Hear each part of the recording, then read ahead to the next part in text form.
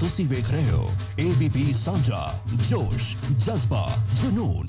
सभी राजनीतिक बड़े चेहरों का ध्यान अब हरियाणा की तरफ है, क्योंकि हरियाणा में चुनाव नज़दीक आ चुका है। अमित शाह हो, नरेंद्र मोदी हो, राहुल गांधी हो, चाहे प्रियंका गांधी हो, सभी हरियाणा पे फोकस रखे हुए हैं। आज प्रियंका गांधी की अंबाला में रैली है। अंबाला से कांग्रेस के उम्मीदवार कुमारी शैलजा हमारे साथ हैं, इनसे पूछते हैं कि कैसा असर रहेगा। मैडम, सभी जो लीडर हैं, कांग्रेस के हो या भाजपा के हो, सबका फोकस अब हरियाणा में आ चुका है। सबने हरियाणा में रैलीज, मीटिंग, रोड शो करने शुरू कर दिए हैं। तो किस तरह से देखते हैं, क्या कुछ इससे फर्क पड़ रहा है, या जो लोकल लीडर्स हैं, जो उम्मीदवार हैं, उन्होंने पहले ही अपनी जो सेटिंग है वो बिठा रखी है? नहीं, सेटिंग की बात नहीं है, लोगों के बीच में जाकर काम करने की बात है। और हमारे सारे के सारे 10 के 10 उम्मीदवार लोगों से जुड़े हुए हैं।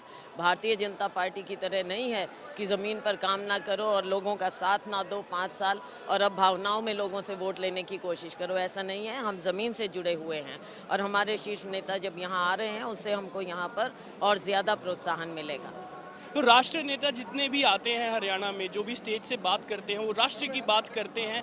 तो आपको क्या लगता है कि राष्ट्र के मुद्दे हैं जो वो ज़्यादा डोमिनेट कर रहे हैं इस बार, या लोकल मुद्दे भी कहीं ना कहीं एग्जिस्ट कर? पार्लियामेंट का चुनाव है, संसद का चुनाव है, लेकिन लोकली भी जो उनको ठगा गया है, जहां ऊपर नीचे दोनों जगह इनकी सरकार है, तो ये तो इन्होंने मिलकर किया है ना, केंद्र सरकार और राज्य सरकार, भारतीय जनता पार्टी की, इन्होंने मिलकर लोगों के साथ विश्वासघात किया है। तो वो मुद्दे सामने आते हैं, इनके सामने आएंगे।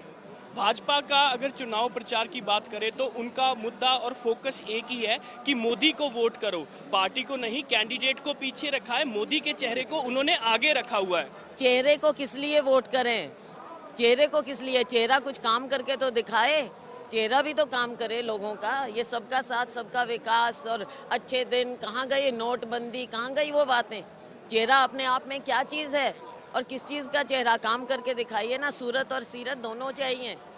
वो भाजपा का ये दावा है कि जिस तरह से नेशनल सिक्योरिटी पे मोदी जी ने डिसीजन लिए, काम किया, वैसे कांग्रेस नहीं कर सकती। क्या बात कर रहे हैं? 70 साल से इस देश में मजबूत सरकार रही है और कभी हमने इस तरह से किसी पर उंगली नहीं उठाई।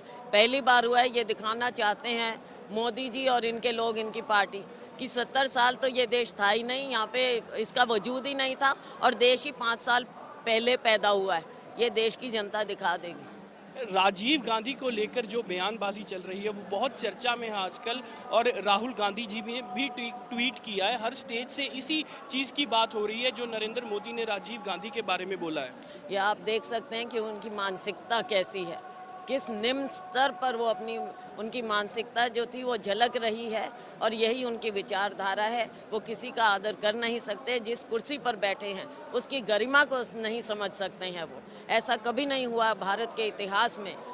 यहाँ की संस्कृति को मोदी जी बिल्कुल भूल चुके हैं। हरियाणा की 10 सीटें हैं भाजपा की, हरियाणा की 10 सीटें हैं मैडम भाजपा की। तो अभी कांग्रेस में कितनी सीटों पे दावा किया जा सकता है? मुझे लगता है कि जिस ढंग से लोगों में एक उत्साह है और एक अंडर करंट चल रहा है, तो 10 की 10 सीट पर कांग्रेस मजबूत है और हम जीतने की स्थिति में हो जाएंगे।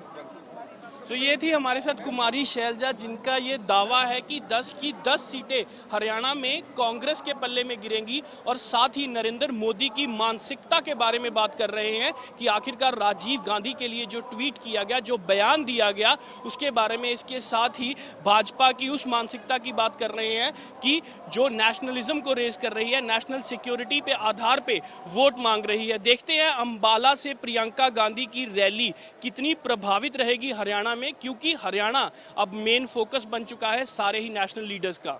कैमरा पर्सन गुंजीत कुमार के साथ अमनदीप दीक्षित, ABP न्यूज़, अंबाला। ਤੁਸੀਂ ਵੇਖ ਰਹੇ ਹੋ ABP साझा जोश जज्बा जुनून।